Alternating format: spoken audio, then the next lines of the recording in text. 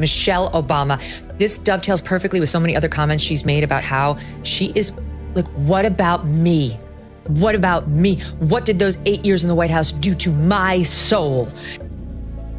Michelle Obama is making clear that everything that she had to do to support her husband's career was something that was completely against her will, that it was some sort of like psychological damage and imposed on her for having to do it.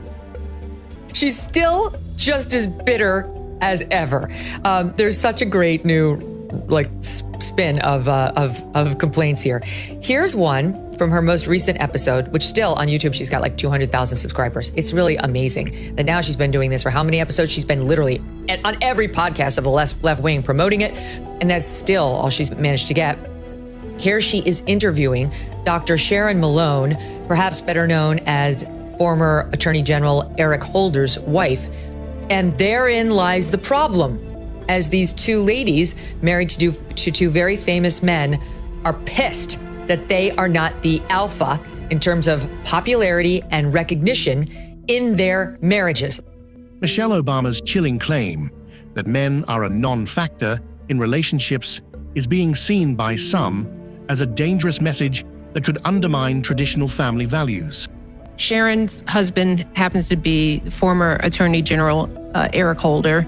He's a non-factor. He's a non-factor in our relationship. Okay, they put us together because we were both reluctant spouses attending one of these huge dinners. And where were they? Was Barack a U.S. senator at the time? Yes, he was a senator because you were still living in Chicago. Mm-hmm.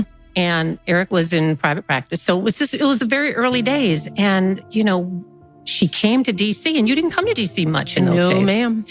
And they sit us at a table and we were seated just about like this. She was across the table from me. Okay. And you know how there are things going on around us. And I would just look over at her and it was... Well, and the things were, there was a line of people waiting to shake hands with our respective husbands, people like reaching over our heads and spilling water on us, trying to get to these two, illustrious men. Kelly warns that Obama's latest comments aren't random. They perfectly align with a troubling pattern of rhetoric that's been hiding in plain sight for years. And that's annoying because she's supposed to be the star, Glenn. Michelle Obama. This dovetails perfectly with so many other comments she's made about how she is like, what about me? What about me? What did those 8 years in the White House do to my soul? And why isn't anyone asking? They shouldn't have to be told to ask about how I'm doing. Every single time you showed a clip on the show, including when I wasn't here, but I was watching, but also every time I've been here, every single time, I'm not exaggerating, Michelle Obama is making clear that everything that she had to do to support her husband's career was something that was completely against her will, that it was some sort of like psychological damage and imposed on her for having to do it. Like she has resentment and bitterness, like I went to this dinner, but against my will because I had to. That's the first thing. I mean, how much anger and resentment does she have toward her husband for having had his own political career that, as we've talked about before, made Michelle Obama one of the richest, most influential, most famous, and most powerful people on the planet. And yet she talks as if that trajectory that he took her on was something that, turned her into some kind of horrible victim that we ought to feel sorry for. On top of that, these podcasts where you what she's doing, which is basically just like going around and chit-chatting about her life and the things she thinks is interesting in her life or the thoughts she has in the middle of the night. It's such an act of extreme narcissism to go around talking constantly about the things that are being done to you that you think are unfair, when in the entire 8 billion people on the planet, you are basically in the top 0.00001% of the people who are the most privileged by every reasonable metric. I'm not saying people don't go through bad times if they're very rich or very famous. Of course they do. The real shock, Kelly suggests, is Michelle Obama portraying herself as a victim while living in unimaginable wealth, privilege, and global power. But don't you have any humility at all, any sensibility at all that most people don't want to hear from you about how difficult your life is, given that you live in this lavish wealth and fame and got to be in the White House for all those years, but she's angry about it and thinks that it's worthy of all of our attention. To hear her resentment, I can't understand the mindset that produces that belief. I know. How do you not stop, especially when your husband was commander-in-chief for 8 years, and think there will be people who hear this clip who have no arms and legs thanks to these that we fought in Iraq and Afghanistan. I mean, I know some of them, and they will drag themselves out to run the Tunnel to Towers race and other races to raise money for other suffering veterans and firefighters who got hurt on 9/11 and so on, and their families are surviving, who have actual problems that were basically brought on them by the government. And no one, not even people who aren't anywhere near as catastrophically injured as those guys, but especially guys like that, don't want to hear about how someone had to reach past her to shake Barack Obama's hand. She has zero perspective for what actual problems are, Glenn. This is another theme with her. How hard it is to be Michelle, how hard it is to be a woman. Here she is in SOT. The thing that's different about women than it is about men, with men, you make a new set of every 69 days, you get a new badge. Right. We are born with all we're ever going to have. And that's it. We always getting the short end. After Brother Craig, you need to get out of there. You need to go launch your own show. We need a parachute in there to rescue Brother Craig. I mean, he has to walk up pins and needles because the minute he does anything other than just like sort of say amen in response to everything she says, she gets super hostile.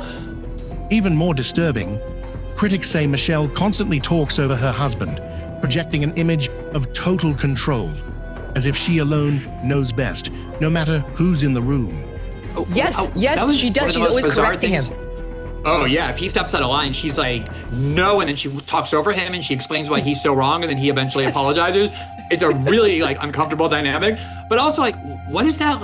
Women always get the short end of the stick because of their biology. Yeah, I think that's a pretty good, mark of positivity on the side of women. And women get to do a lot of things that men don't do. Women get to carry a baby. Yeah, exactly. To be a mother to a baby and breastfeed. But no, I bet she would frame that as some sort of a negative. Here she is. I'll give you another one. Well, I'll just let you watch it. SOT 17. There is at least some, again, anecdotal data that says that older sperm, more autism. We should tell some people, maybe it's the old sperm, maybe it's not the vaccine that's causing the autism. That may be the key behind all the defunding everything. It's just let's just blow it up. Old men can keep marrying 20-year-olds. Exactly. It's I'll give you the baby you want. What is this? This is just some grievance fest again with two of the most privileged women on earth who are really bitter against men because now we're trying to say it's old male sperm that causes autism. I don't even understand it, but it's typical leftist women talk. It's a good Everything point. She says has no side point. There's never any interest in any issue. It's all a proxy for her to depict herself as somehow put upon. And aside from the fact that I don't understand how anybody would ever want to listen to that, I also don't understand, honestly, I really don't, how somebody has the life she has and really is convinced that the whole world is unfair to her, that she's uniquely suffering and that everybody wants to sit around and hear it. There's something very dark in her psyche that is causing her to use this podcast to disparage her marriage and to talk about how unfair the world has been to her. She's disparaged her kids. Yeah, she's gone on. She hasn't said I hate Malia and Sasha, but she's right. They're extremely hard and they come and your life basically gets ruined. I mean, she doesn't talk about them, and she's they're launched, she doesn't talk about them in the way of they're my everything, you change as a woman and as a mother and you profoundly connect with your child upon birth. And she talks about it it was all yet another thing she had to do for Barack.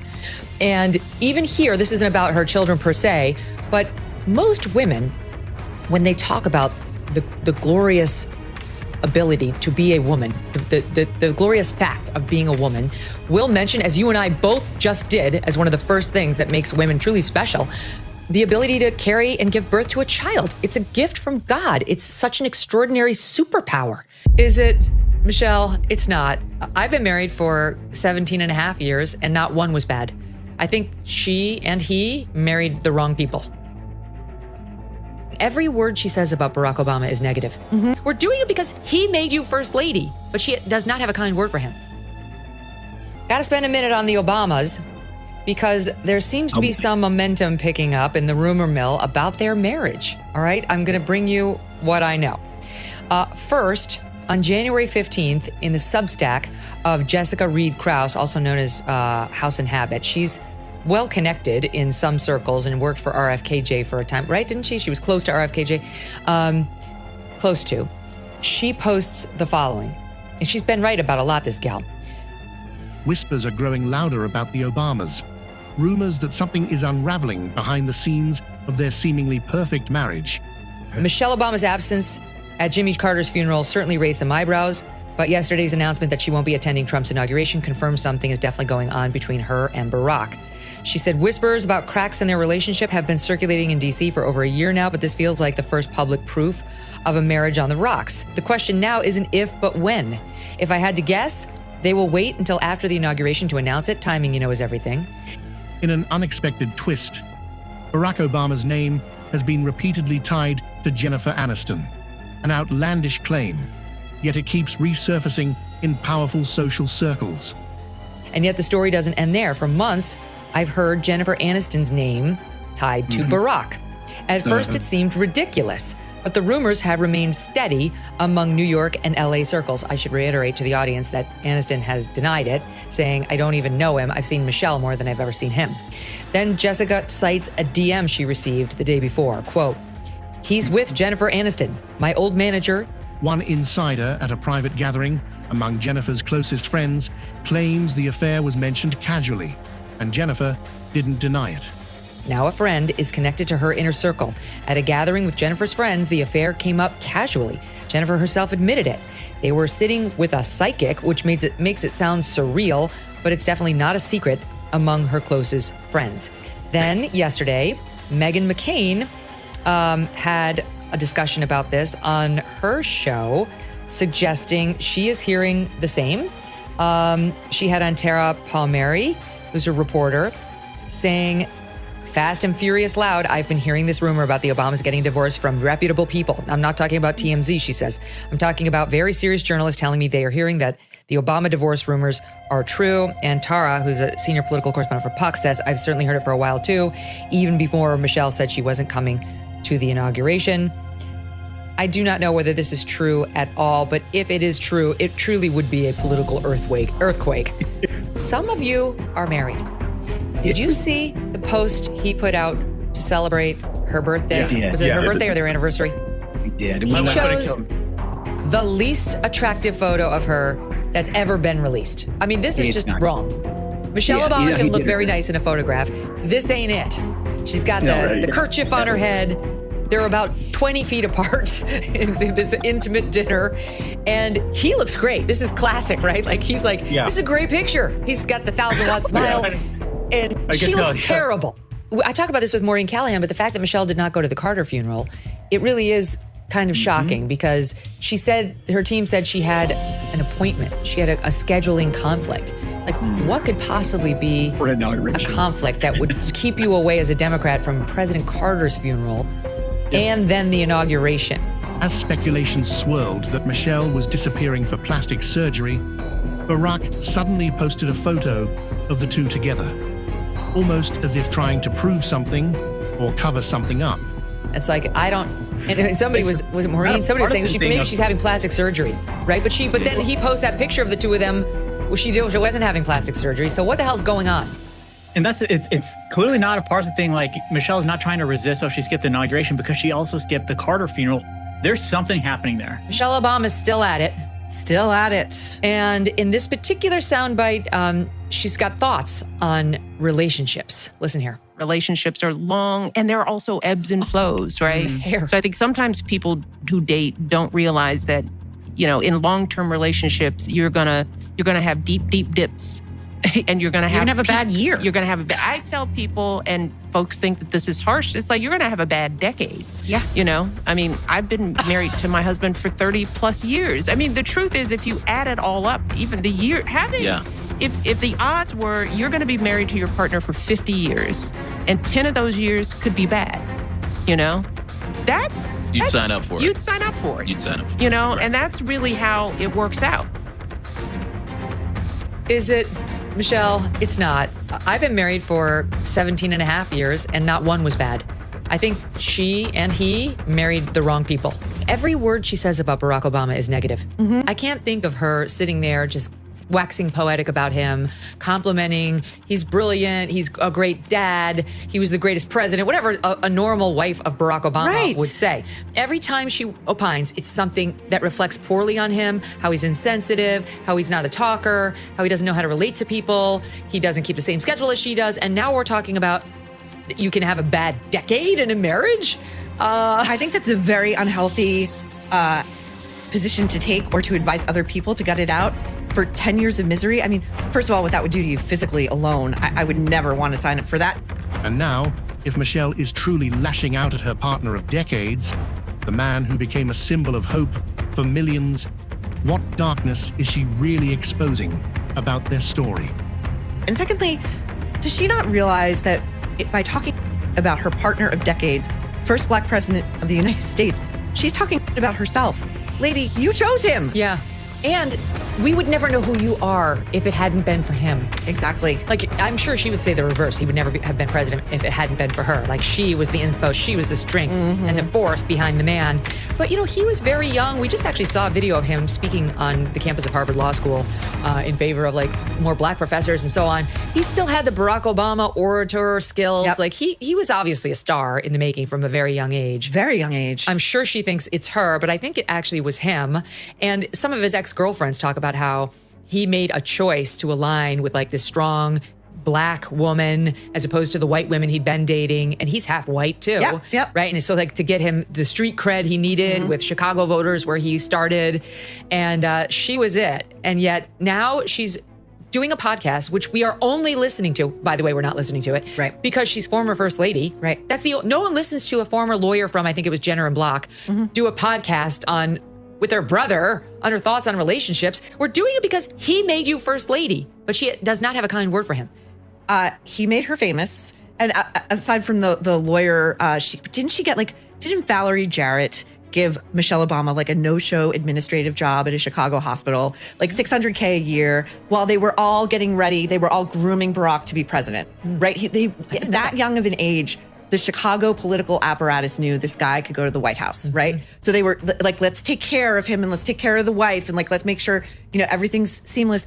I also really do think the root of her rage is that he is a natural star. He was born with many gifts that through self-esteem and great education, he allowed himself to cultivate. He allowed himself to achieve greatness. She grinds it out. She's grinding it out on this podcast. You listen to this podcast, you're like, why am I listening to this woman and moan and complain? I've got better things to do with my free time. And you know what else is very clear? She has a great speechwriter. Yes. She does not have the gift of the spoken word that she's led us to believe she has in these speeches. She can deliver it. She clearly is not writing them.